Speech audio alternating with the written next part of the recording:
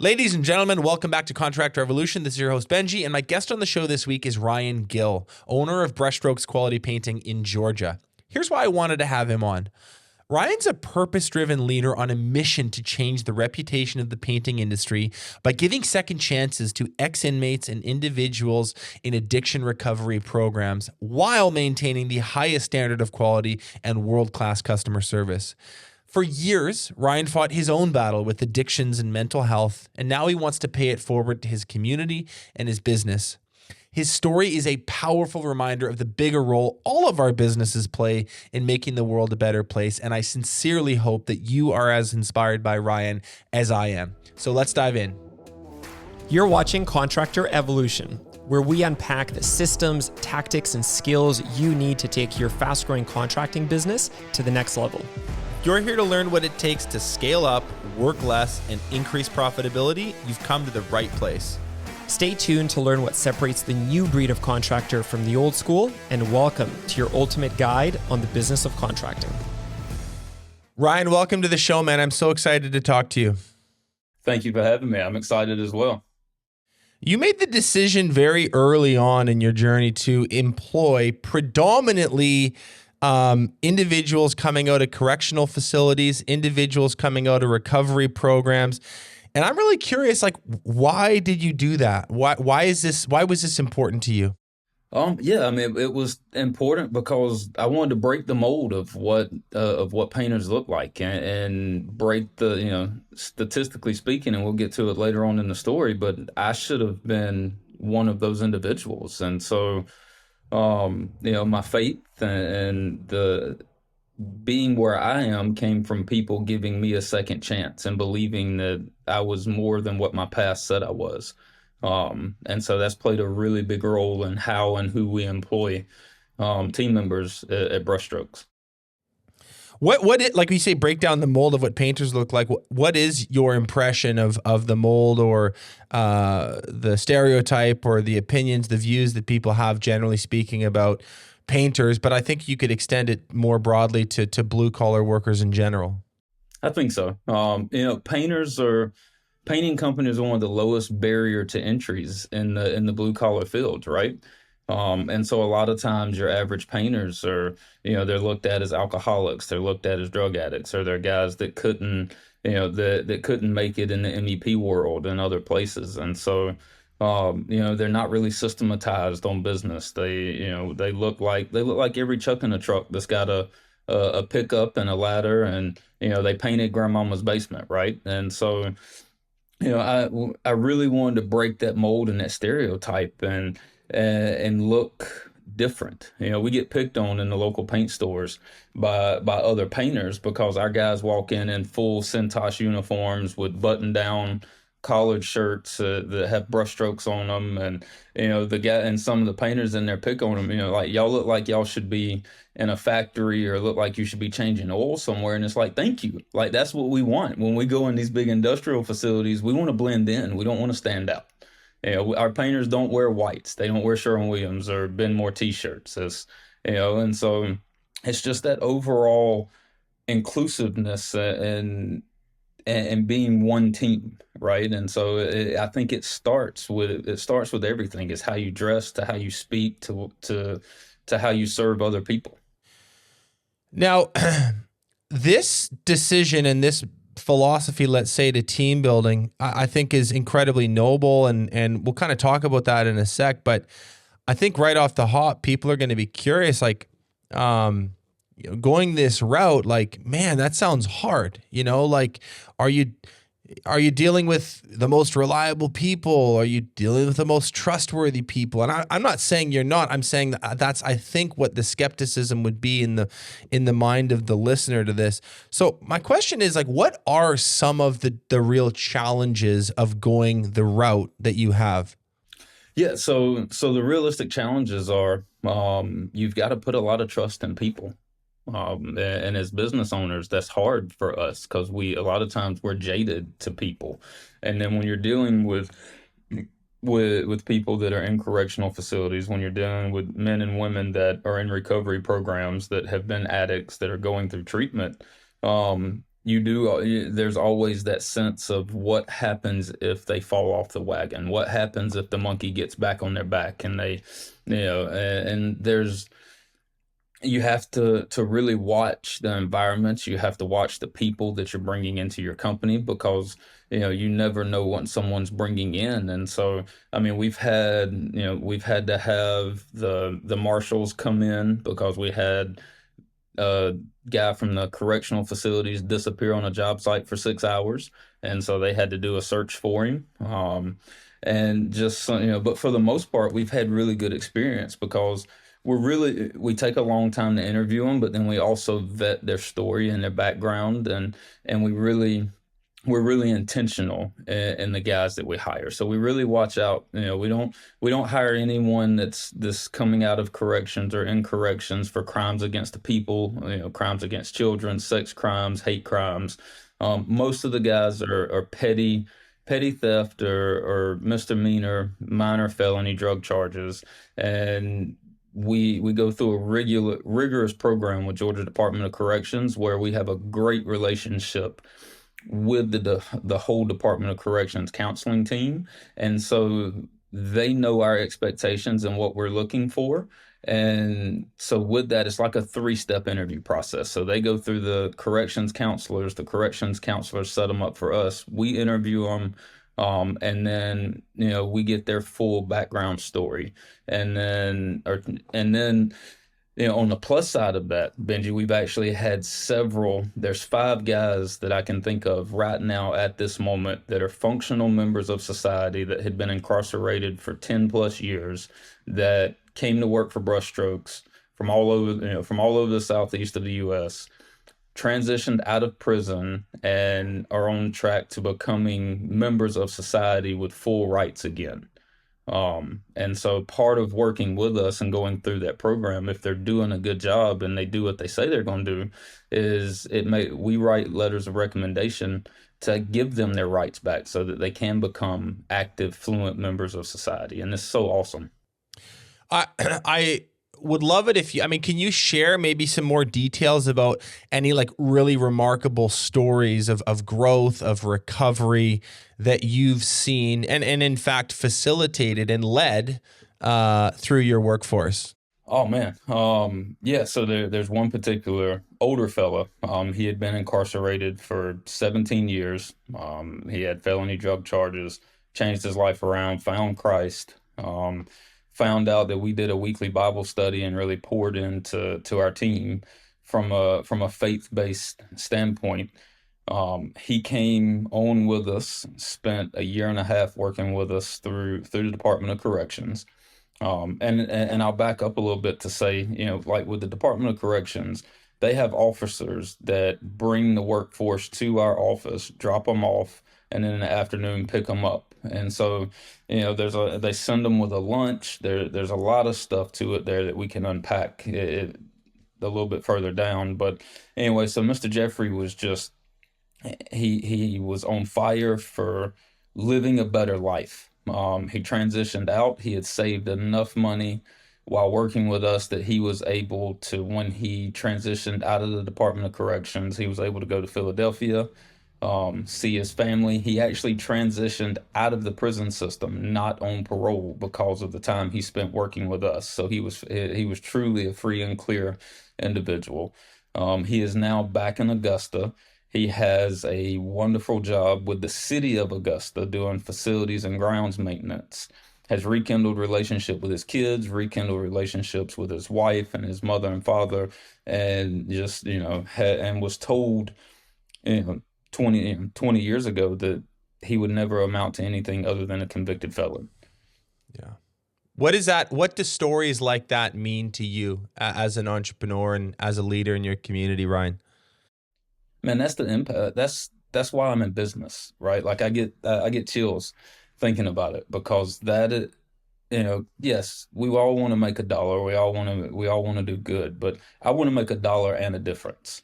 I don't want to lift myself up, right? Like in 5 years from now, when I look at my BHAG, if there's not 15, 20, 30, 100 testimonies like that from our workforce and empowering them to go on to bigger and better things, then to me, I've failed with the plan that I feel God has put on my heart and where He's leading Brushstrokes to.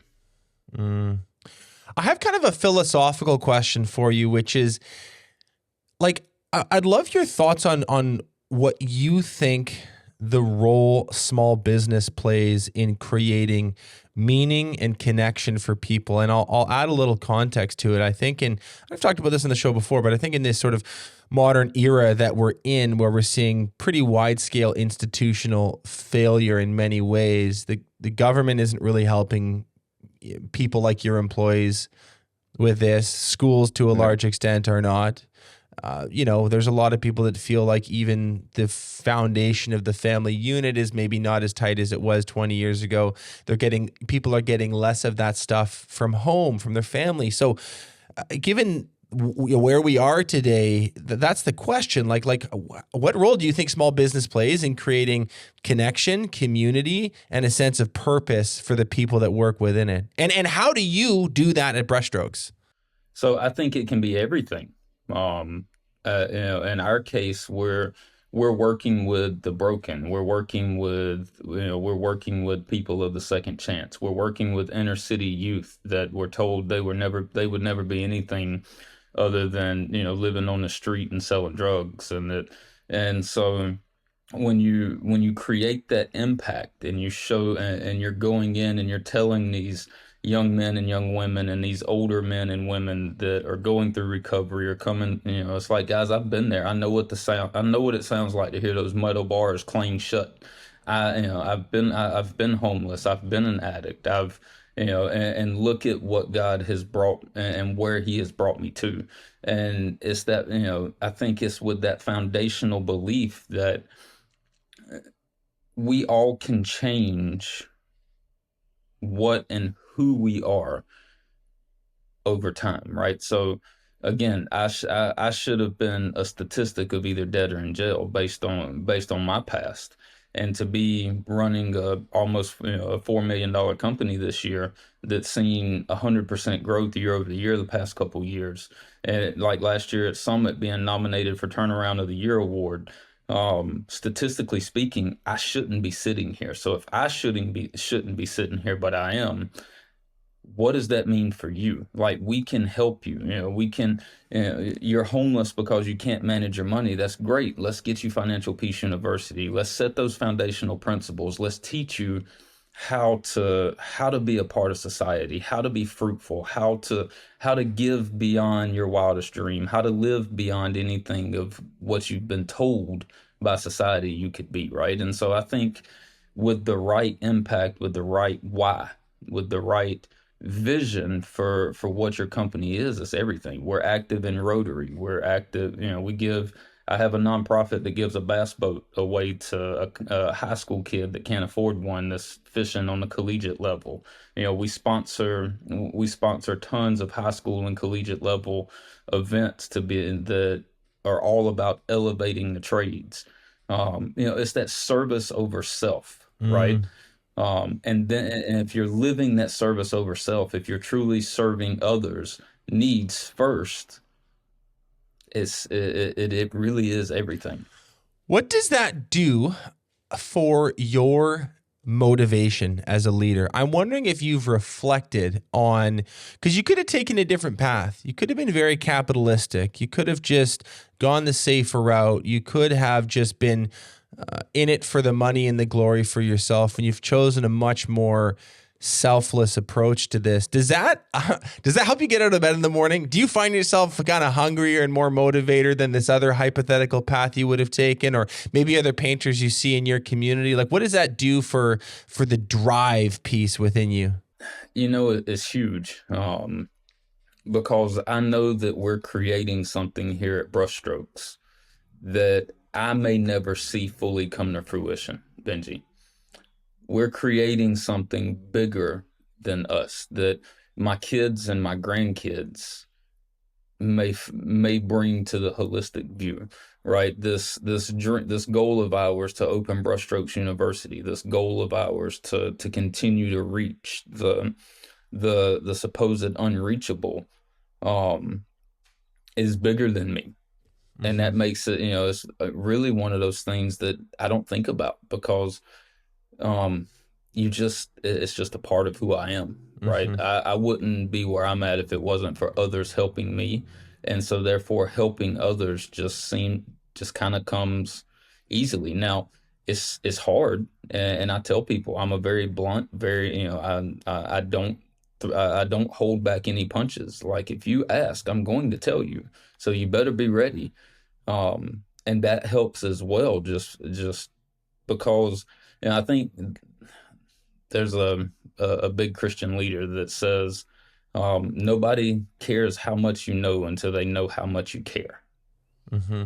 right? And that's so huge, right? Nobody cares that you may be the most knowledgeable painter in the world, but if they don't think you care about them and all you care about is them making you a dollar, they're not going to work as hard. Mm-hmm. Mm-hmm.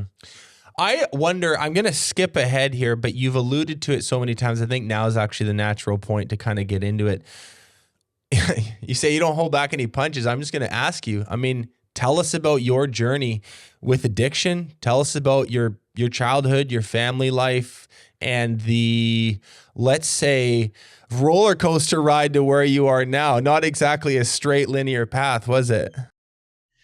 By no means was it a straight linear path. Yeah, so I grew up sandblasting and painting with my father's company. I was an only child. My mother was a very brittle, insulin-dependent diabetic. Both of my parents struggled with addiction. We either ate filet mignon and lobster, or you figured out how to make a pound of ground beef, feed a family of three for 4 days. There was no in between. There was no budgeting. I would wake up on Christmas morning to no toys, and in July wake up and have a jet ski and a four-wheeler sitting in the front yard. And 3 months later, that might be gone because, oh, we got to make payroll. Let's go pawn them off. And there was no reason for it. My dad sandblasted bridges for the state DOT as a contractor for 25 years. He worked in grain mills and textile mills, and everything I know about painting in the commercial and industrial space, I learned from him. I was working for the family business very young. I learned how to do blueprints, how to understand a finish schedule and look at blueprints at 10, 11, 12 years old. I was running crews at 16. 2005, my mom passed away. And so if you back up a little before that, I was using drugs with them. So I started using drugs at 12 years old. I started selling drugs at 15. I developed a really heavy cocaine addiction throughout my later teenage years. And then my mom passed away in 2005 from diabetes and drug overdose. And I just lost my ever-loving mind. Um, I disappeared. I went to work with a company out of Ohio, worked in oil refineries for about a year to a year and a half, wound up homeless, sleeping on a park bench in Berea, Brook Park, kind of Cleveland area of Ohio. Um, got on a Greyhound bus, came home, still struggled with a little bit of addiction here and there, and went into the telecommunications world. Gave up the cocaine, gave up the marijuana, but traded that addiction for work addiction and a woman addiction, and then went and then met my wife, and I was traveling all the time, working in corporate America and telecommunications, and developed a massive alcohol and work addiction. I was never home. I was gone roughly 40 weeks a year. 10 years ago, 10 years ago, she sat me down and said, look, we've got our third child on the way. I'm not doing this anymore. We've got to figure out custody. I can't take you're never home. And I was just a massive alcoholic. And so I sat back. I told her when we got together and started dating, I was like, I'll never hold a paintbrush again in my life. I've said never 3 times. One was a painting business, two were kids. So I'll hit that in a minute. But so I've learned to say I don't say never unless I'm telling this story. But it was I thought I was being what a man should be. I thought I was providing. I was working. I was but with that I was gone, and I was on the road. I was in hotel rooms. I was drinking massively. So after she sat me down, we had that conversation. We prayed. And I started painting for friends of mine that owned income properties. I started painting in the evenings on the weekends to pay for my bachelor's degree so I could promote to the next level in corporate America. Um, did that for about 2 years, working in corporate America, traveling between two cities, being in charge of some and kind of mid-level management position. And finally, we built up enough business that we looked at each other in 2016 and prayed about it. And Friday, May 13th, 2016, I walked away from corporate America and into brushstrokes. Um, so, and from there, it's been just a roller coaster as well. Still had some drinking issues during that time.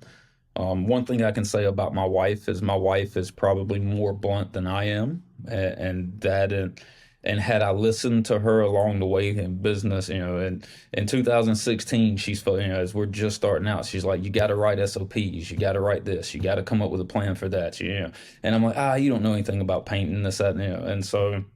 You're just nagging because you're at home with the kids all the time. And then she stepped up and became the CFO of the business as we were growing. And again, you got to systematize this, you got to document that, you got to put this into place, you got to do this. And I was the type that it was just, I'm a visionary. I love being at 30,000 feet, but I never understood the ins and outs. And the whole time she's like, Ryan, you can't outsell yourself. You can't outsell, you can go sell 1 million today, but tomorrow you can spend 1.5 million. Like, get it together. Like, this isn't going to work. And so, yeah, I mean, I battled this whole trade work for alcohol, one addiction for another. Ryan, what was driving you to drink, use drugs, end up on a park bench? Like, were you talking about these really dark chapters? I'm curious. Like, were you haunted by your childhood? Did you just pick up some bad habits? Were you running away from something in your life? Like, I'm sure you've reflected on what that was, and I wonder if you can share some of A that. little bit of all of it, Benji. Yeah, I mean, it was a little bit of all of it. I was running from, I was running from the demons of, you know, not feeling worthy, right? I was running from the demons of oh well, you've done wrong. I was running. I wound up homeless on a park bench because I avoided the fact of facing my father, and who is still fights with a methamphetamine addiction. I was avoiding confronting him and dealing with the hurt that I was blaming him for my mother's death. Mm. I was avoiding responsibility, right? Like, I was prideful in the sense of, oh, I've worked so hard, I deserve a drink. No, this is, if I'm gonna live in the Word of God, this is, God tells us, it's God, man, wife, children, business, church, church business, however you want to put it there. And this is what you're made to do. You're made to do hard things. And I was running from doing hard things. Yeah. How did you get out of it? Like, you obviously rounded a corner. Like, what was there a moment? Was there an epiphany? Was there some help that you got from the outside? Like, how did you pull yourself out of this spot that you found yourself in?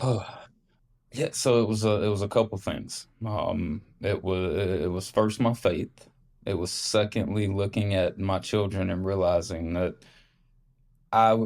they had a better life than I had, but they didn't have a great life because of my actions and what I was doing. And then third was my wife, and realized, one day I saw the pain and the disappointment in her eyes, and it was just like, oh my goodness, I don't want to.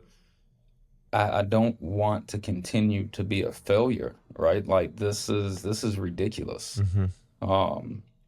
And I got tired, Benji. I got tired of being tired. Yeah. I got tired of being broke. I got tired of being tired. I got tired of feeling like Einstein's definition of insanity. Like, I just literally kept doing the same thing over and over again, expecting something different to happen. What has this journey and this comeback, and there's actually a few other comebacks, what business kind of turnarounds we'll talk about in a second, but this chapter or series of chapters, what has it taught you about life, Ryan? slow down, enjoy the little things. For me, pray about everything, give it to God, and quit worrying about it. And focus on, kind of that Pareto principle and that the 80-20 rule, and live in your 20%. Like, I fought this battle of trying to be well-rounded for so long, and that wasn't me. I'm not well-rounded. Right. So own it, and own your shortcomings, and empower those around you. Find the people that fill the void and fill the gaps where you're not good at, and then pour into them, and you lift each other up. Right? I was talking to my team the other week about being, I made a comment to them. I said, guys, it doesn't matter who reads the book. Between the tortoise, and the hare, the turtle always wins. And I'm having to learn, even this week, I'm having to learn to become the turtle. Yeah. Well, it's tempting to be the hare. It's really tempting. We've got a lot of, there's a lot of messaging and imagery and video and sort of narrative in the West that makes you, if you're not a, dude, I deal with it too. It's like, if you're not a millionaire by 27, you're a loser. If you don't have an empire built by 35, you never will. If you don't have answers to all the questions by the time you're 40, you're a lost cause. And I think one of the things we've been trying to do a little bit more on this podcast recently is just kind of like talking about the other side, like talking about the underbelly a little bit, because Instagram does a really poor job. So does, and LinkedIn's even worse, portraying what it's actually like. And I'm curious, listen, if there's a listener listening to this, and I don't care what it is, work addiction, drink too much, maybe they're just a hothead and they've got anger issues. This can take so many shapes and forms, but overarchingly, like their shadow is bigger than they want it to be, and it's looming in the background. And it's 5 years ago they weren't really noticing it because maybe they were younger and just at a different stage, and 10 years ago it wasn't on the radar at all. But now their business has grown, they're starting a family, or they have a family, or the world, the universe, or God is asking more of them to take a bigger step into that next thing. And they're struggling because that shadow looms large in the corner of the room that is their mind. What advice do you have for them?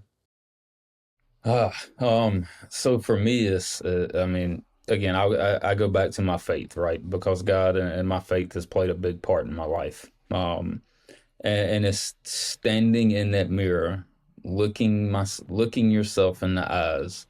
And if they are a believer, and if it is someone that professes their faith in Christ and calls himself a Christian, then the first thing you have to remember is we're made in His image.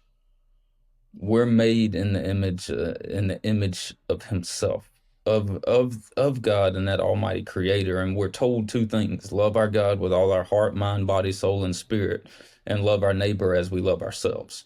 So for that person that's hot-headed and angry all the time, the reason that they're hot-headed and angry all the time, and the reason they can't love their neighbor, is because they don't know how to love themselves. Because what does that shadow look like? How big, what is that monkey on their shoulder?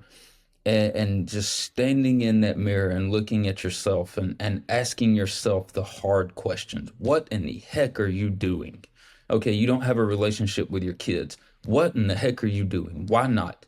Okay, you and your wife argue all the time. What the heck are because when you look yourself in the eyes, standing in that mirror in total silence, you have no choice but to be real and be raw at that moment. And it sucks. Yeah, the long self-gazing in the mirror when you're staring directly in the pupils of your own eyes is certainly a pretty existential moment. I've done it many times. I think a lot of us have. Listen, you to shift gears a little here, you mentioned you won Turnaround of the Year, or you were nominated for Turnaround of the Year at Winter Summit last year. You've been on the brink of bankruptcy 3 different times. I wonder if you can tell us how that happened, what mistakes were made, what lessons you learned. Yeah. I was my own worst enemy, right? I thought I knew everything. It was, hey, let's sell, oh, we got this great job and the profit margins are going to be huge and yada yada yada. And then we invoice them and instead, oh, well, they're going to pay us, right after we invoice. So that, I can think back to one particular project that it was. We had it where it was a $85,000 project. We had projected like 40% net margins on the job, and they were supposed to pay us weekly.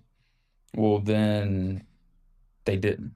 And so now here we are scrambling on this huge job. We've put all this money up front, and we had to go get a line of credit, to a hard line of credit, just to be able to float the job because we had already committed. So it was just things like that, right? Like I would, if it was $1.99, I called it a dollar instead of $2 and some change, right? Mm. I just was, I was overly optimistic, and I also didn't know how to say no, and I didn't understand how to accurately cost our jobs.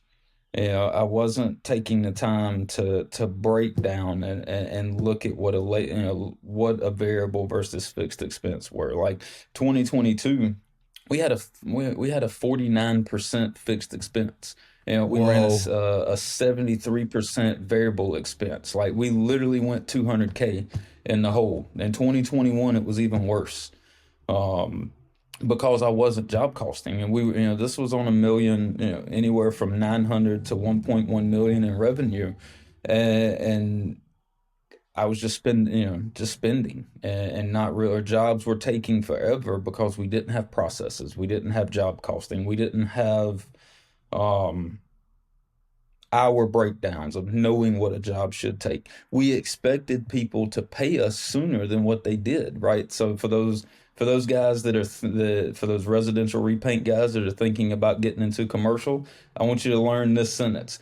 We endeavor to pay you within 30 days of being paid by the owner. In other words, you're not getting a check for 60 days, bub. Just go ahead and face the fact, right? Um, Not having a bank, right? Not saving money.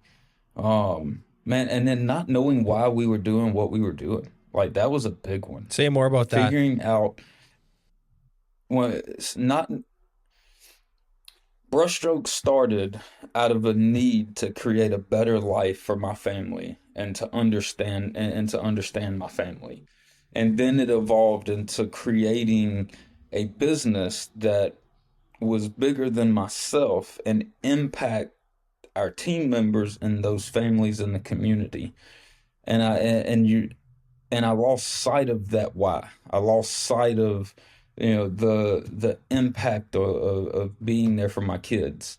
And all I did was step out of corporate America into entrepreneurship, and went right back kind of into the same rat race of well, I've got to do this now. Now the story got even easier to say, well, our livelihoods depend on Right. it. Yeah, well, and so like I remember my wife was in the business. We were getting ready to have our second never baby, which is our fifth child. And it was September 9th, five and a half years ago, or 6 years ago. And she comes in and she's like, Ryan, I'm pregnant. We've got 27 employees at the time. Our payroll is running us like $25,000 a week. We have no money. I mean, like we're literally picking up checks at 4:50 in the afternoon on a Friday to get them into the bank so that payroll checks don't bounce.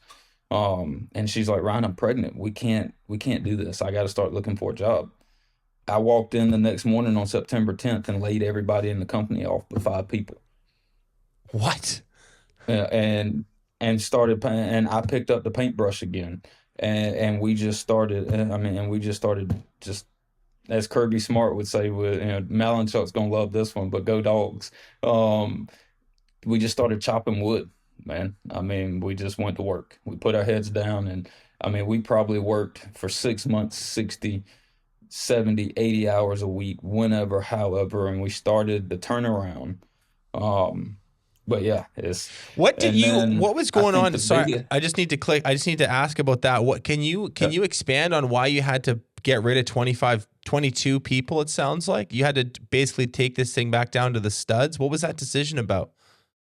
because we would pick up those checks on Friday, and it would be just enough money to pay payroll on a 20+ thousand dollar payroll, and maybe enough money to pay some of our paint bill, but not enough money to pay ourselves. And so, like, it was, how we can't pay our bills. We're bringing a fifth child into the world. What does this look like? So was it more about the fact that you were like, hey, this business system I have mismanaged and allowed to get inflated to a place that's become untenable, or was it the actual 100%. individuals? Was it like, were they just bad painters and like you didn't like the culture, you didn't like the team, or I mean maybe it was a bit of both.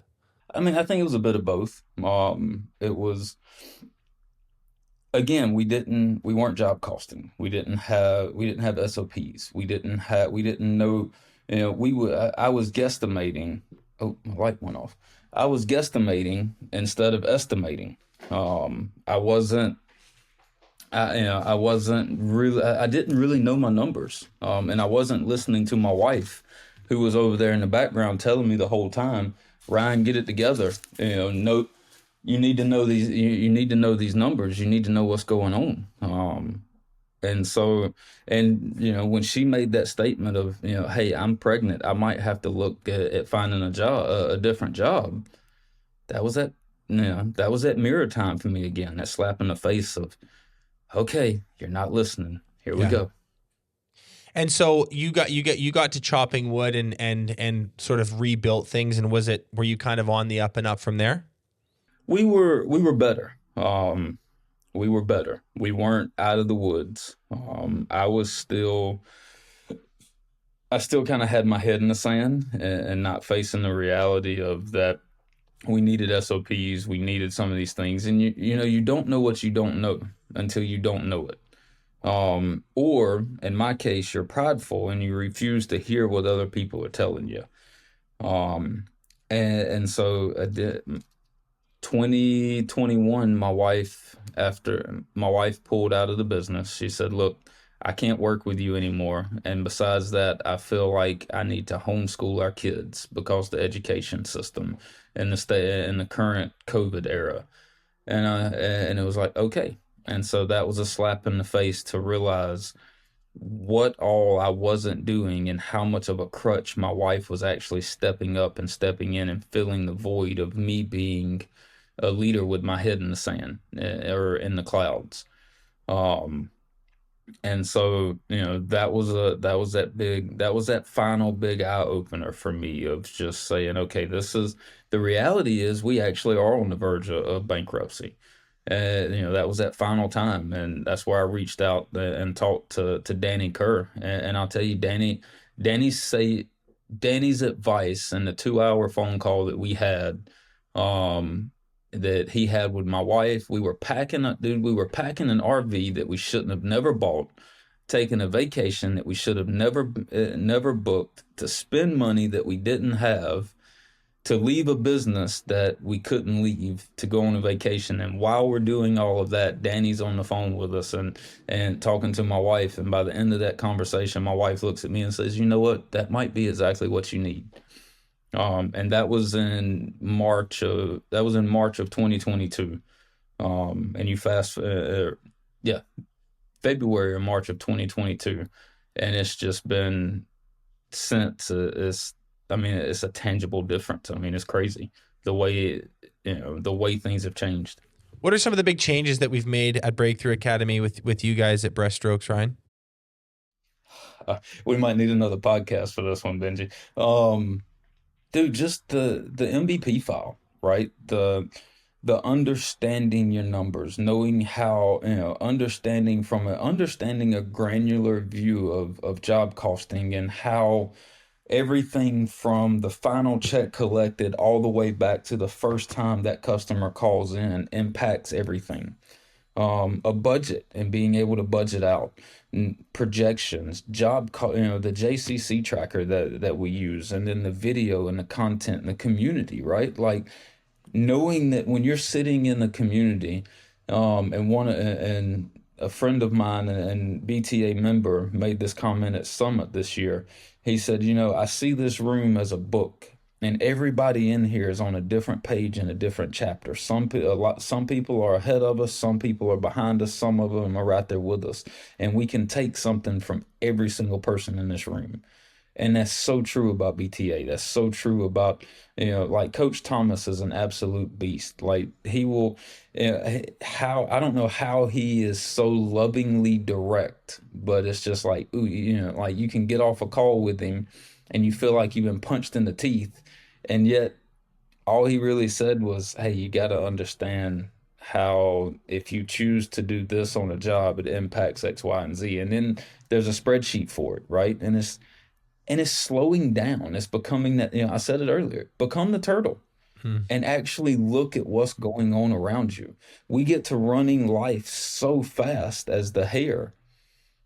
We don't see what's happening around us. We get that tunnel vision and we're only looking straight ahead. So, understanding that budget, understanding that job costing, understanding how sales today impact projections next quarter.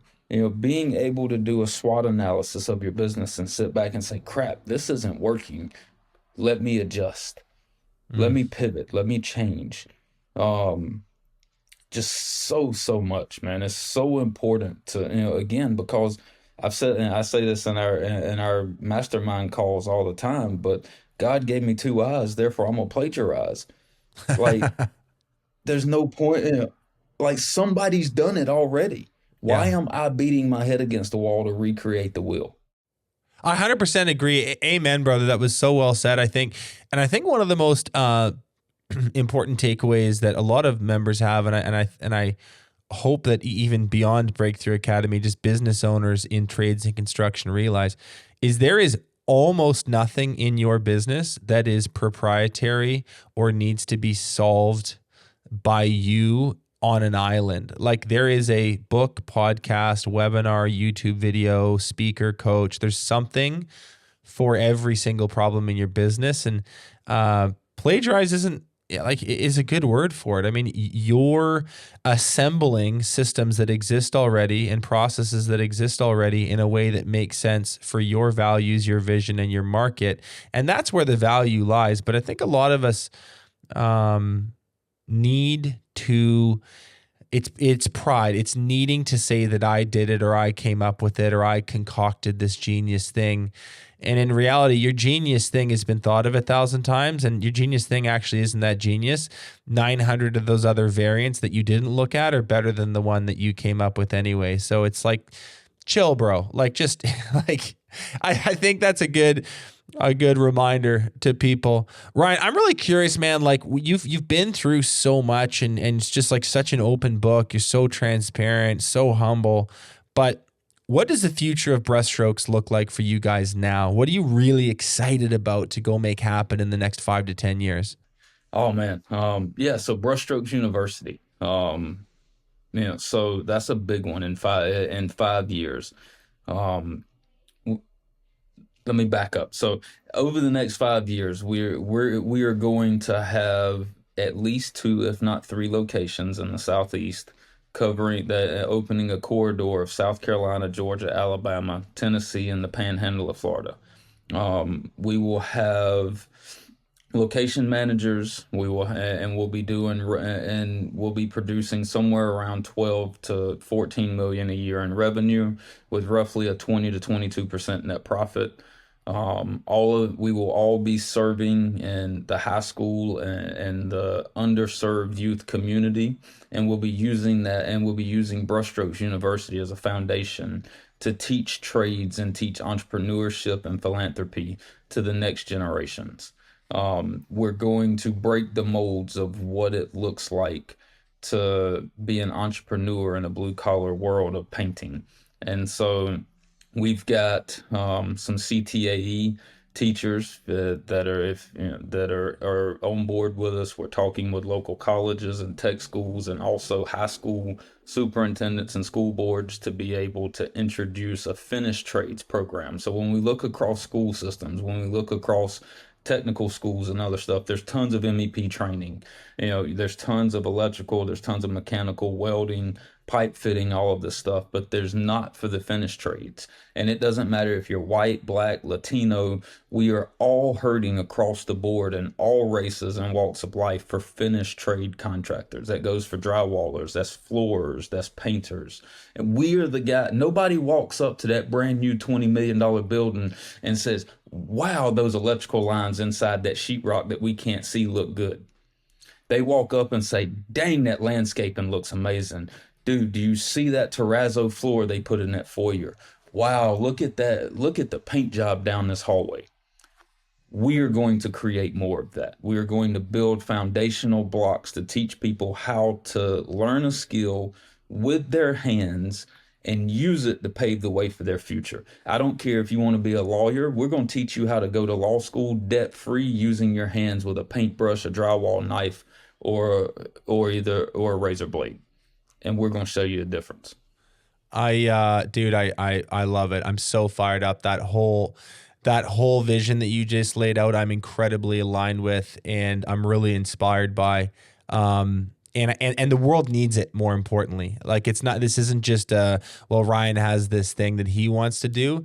The planet that we live on in this time in history is demanding exactly that, and I can't think of anyone better to go do it. Listen, I want to close with this. I hear you say this all the time when I talk to you, whether on the phone or at events, but you've got this mantra that I love. It's create an impact and an income will follow. Create an impact and an income will follow.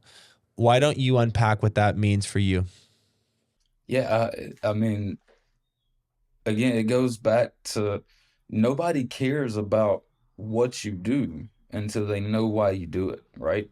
And creating that impact, right? Like, if we can change lives and we can change the community and we can create something that's bigger than ourselves, people love to be a part of that. People love a culture that's changing and making a difference. And if we can, and if we can go out here and we can help men and women struggling in recovery, they're going to tell the other people in recovery, hey, these guys have changed my life. And they're going to tell somebody. And then, one becomes two and two becomes four. And before you realize it, you're in a game of multiplication. See, the problem with people and the problem when we prioritize impact or income over impact is we stay in an addition game. We constantly try to keep adding to ourselves. But when you bring God into the picture, for me, and when we're able to create that impact, we just stepped into the multiplication game. And the problem is 2 + 2 and 2 × 2 still equal 4. But people don't realize when you create that impact, you just went from 2 × 2 to 3 × 3 to 4 × 4, and the ripple effect that you have no idea who you're impacting down the line, right? And so if we can make a difference and we can serve those that are serving others, it's foundational. It's bigger than brushstrokes. It's bigger than Ryan. It's, I want a company and I want an atmosphere that our teammates' grandkids want to be a part of. Multiplication is better than addition. I think that's a perfect mic drop moment to end on. And I think, listen, 2025 Leader of the Year, Ryan. I think we might have your name on it. You get my vote at least. Appreciate it. We'll see. I mean, we'll pray about it and just keep, again, this one's from Alan Chuck. We just gonna keep chopping wood, as Kirby Smart would say. I know he's gonna listen. Bro, thank you so much for the time and the sharing and the transparency. What an amazing story, amazing vision. Thank you so much, man, and I can't wait to see you at Summit. Thank you, brother. Appreciate it. Thank you for letting me come on. Thanks so much for watching this episode of Contractor Evolution. If you've already subscribed to our channel, consider sharing this episode with another contractor who you think needs to hear it.